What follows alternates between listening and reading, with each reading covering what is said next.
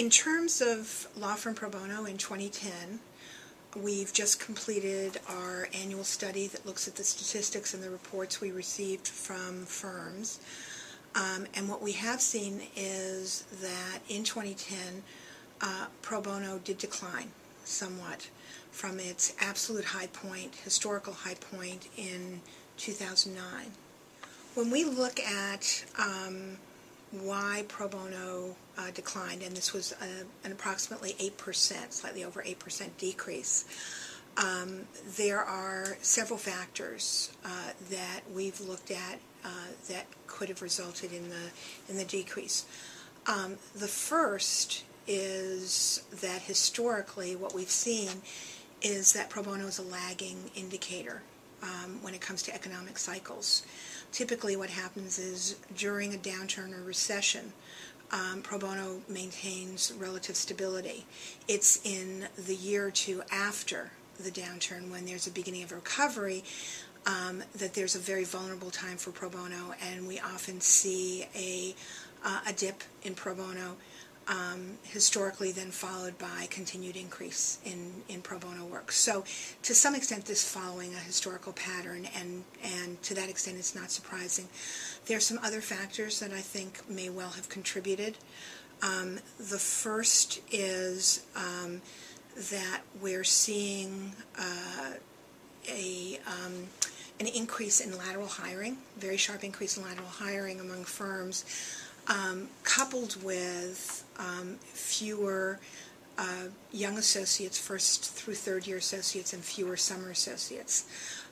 While at many law firms pro bono is the province of everyone, there's no question that these younger associates and summers play a significant role in pro bono, and at many firms the kind of work that they've typically gotten in terms of pro bono is geared to those people, and what we're seeing is that those classes, while they're a little bit bigger than they were in 2009 and 2008, are significantly smaller than they were in 2007. So we think that that change in the demographics of firms definitely has an impact, particularly with laterals who are coming in often with a book of business and just beginning to feel their way in the firm. There may be a lag time in terms of their participation in pro bono. So that's one factor. Another factor, I think, is simply the pace of change and the level of uncertainty at firms. Pro bono does not thrive on uncertainty. And at this point, there are lots of things in law firms going on with respect to client relationships, advancement, compensation, expectations, that really are very much still in flux. And I think it is certainly very likely that the lawyers at the firms who saw their friends leave involuntarily a couple of years ago are feeling some concern about what their place is in the firm, what the future holds for them, and therefore now that some of the work has come back and some of the client demand has come back, are very focused on showing that they're contributing in terms of paying work. So that, I think, as well is likely to be a factor.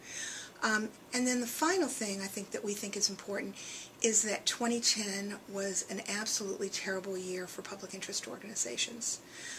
They lost even more staff and even more resources. Those groups are typically a feeder organization for pro bono. They're the ones who identify the issues. They find the clients because the clients are used to coming to them. They screen those matters. They provide mentoring and referrals.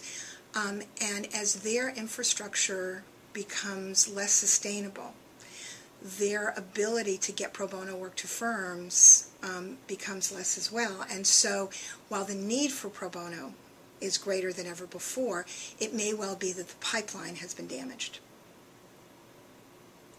Having said all of that, the one other point I do want to make is that while pro bono declined, 2010 was still the third highest ever year historically in terms of performance in pro bono. Given the extent of the downturn, given the the changes, the very fast-paced changes that are going on in the law firm world, given the fact that people are distracted by those changes, I think that the fact that this was better than 2007, which many people would have thought was the high point, is very significant. So it was a decline, but it was not a precipitous decline. We believe that the fact that pro bono did level off and slightly decline this year is quite understandable for the reasons that I've mentioned. But we also feel very strongly that it's not inevitable. There are in place at many firms the elements that can continue to enable pro bono to grow and to thrive, particularly as firms become more comfortable and more convinced that there really is a recovery out there, even with a somewhat different environment. The kinds of things that firms need to do, though, is to take a fresh look at their pro bono programs. Everything about pro bono, I think, needs to be examined in the light of a very different firm environment. So, for example, with different ways of compensating and recognizing lawyers' work on behalf of the firm, the message about parity for pro bono time is a much more nuanced and complex message, and it has to be rethought, reshaped, and reiterated at every point.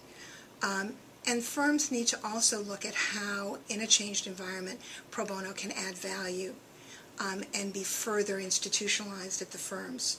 The two best examples that we've seen, first, are talent management. It has become absolutely critical for firms to ensure that their young lawyers are as productive and effective and have as many skills as possible at the earliest possible point. That was not the old model. It is certainly today's model and the model of the future.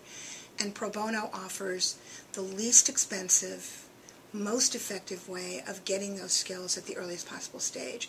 And so rethinking how firms look at the relationship between pro bono and professional development, talent management is critical. Another issue is clients. This is the most competitive environment for clients that anyone has seen in the current era of large law firm practice. How do firms cement or create relationships with clients? There's no question that one incredibly effective way, we're seeing it virtually every day happening now, is through working together on pro bono work. It allows firms and their corporate clients to share experiences and values. It allows firms to demonstrate their skills. It gives people face time. It's an incredibly important tool that hasn't been used to its full capacity, and that needs to happen. And in addition, for individual firms, I think it's taking a long, hard look at their programs, their pro bono programs, and seeing what's working and not working.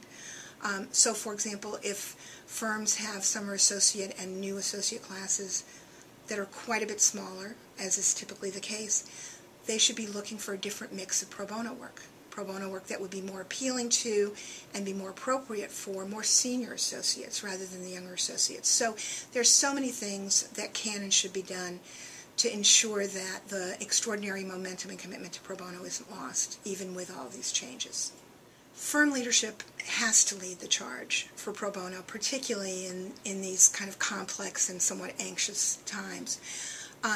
To some extent, it's as simple as simply restating in every possible venue, to every possible group of people at the firm, that the firm's commitment to pro bono is unshakable and undiminished.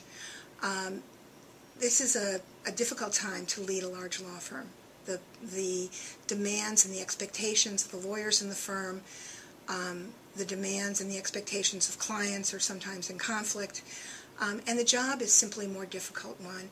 And I think it's possible for even the most pro bono supportive leaders to think that that's not an issue that they need to address, because firms have done so extraordinarily well in developing and growing their pro bono efforts. But pro bono really does need to be constantly reinforced, and the support for pro bono needs to be constantly restated and reiterated over and over again. The second thing that firm leaders can do, and we're seeing this as well, is to walk the walk by taking the time themselves to do pro bono work. If they're not too busy, at a time when everyone is scrambling to find paying client work. If they're not too busy to do pro bono, then no one else at the firm can say that they're too busy to do pro bono. And beyond that, frankly, it'll be a wonderful, different, fresh way for them to remember why they're lawyers and why they enjoy the practice of law and running the firm so much. It's difficult to predict the future of pro bono, but I would say that we at the Pro Bono Institute are cautiously optimistic about its future for a couple of reasons. The first, again, is the historical patterns that we've seen. Downturns result after the fact in some downturn in pro bono, and then pro bono comes back stronger than ever before. And it's our hope that this pattern is repeating itself and that pro bono will come back. Certainly in terms of our society's need and the need of the legal profession, the role and importance of pro bono have never been greater, so we certainly hope that's the case. But we can't simply hope that history will repeat itself. We really have to put in place all of the elements in terms of strong policies, a broad range of really meaningful pro bono work, giving real parity and real credit for pro bono time, and allowing the firm to be a place where pro bono is an integral part of the life and culture and work and philosophy of the firm is something that I think is an ongoing responsibility of firms and an ongoing requirement if pro bono really is going to fulfill its promise.